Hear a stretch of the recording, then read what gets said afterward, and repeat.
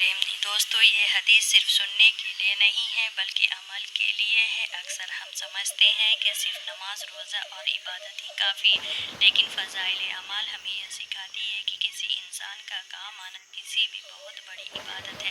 اگر آپ کسی پریشان آدمی کا بوجھ ہلکا کر دیتے ہیں، اگر آپ کسی بھوکے کو کھانا کھلا دیتے ہیں یا کسی اداس چہرے پر مسکان لے آتے ہیں تو سمجھ لیجیے آپ اللہ کو بہت پسند آ رہے ہیں۔ دوسروں کے کام آنا بھی اللہ کے نزدیک عبادت ہے۔ سوچئے اگر آپ اپنے گھر کے والدین کو مدد کرتے، اپنی بیوی اور بچوں کے ساتھ اچھا سلوک کرتے یا اپنے پڑوسی کی ضرورت پوری کرتے تھے تو یہ سب بھی اللہ کے یہاں لکھا جاتا ہے۔ یہاں تک کہ راستے میں کسی کو راستہ دکھا دینا یا کسی کو اچھی بات بتا دینا یہ بھی صدقہ ہے۔ گھر، محلہ، معاشرہ، ہر جگہ نیکی کا موقع ہے۔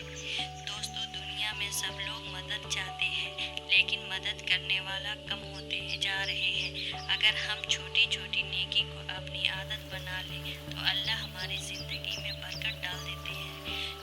یاد رکھیے جو انسان اللہ کے بندوں کو خیال رکھتا ہے اللہ اس کا ہر حال میں خیال رکھتا ہے۔ جو اللہ کے بندوں کو خیال رکھتا ہے اللہ اس کا خیال رکھتا ہے۔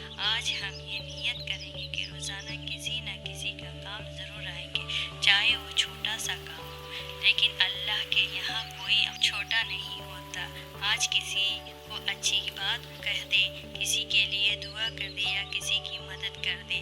آج نیت کرے روز کسی کے نہ کسی کا کام آئیں گے۔ اللہ سے دعا کے لیے ہمیں ایسا انسان بنا دے جو صرف اپنے نہیں بلکہ دوسروں کا بھی خیال رکھے۔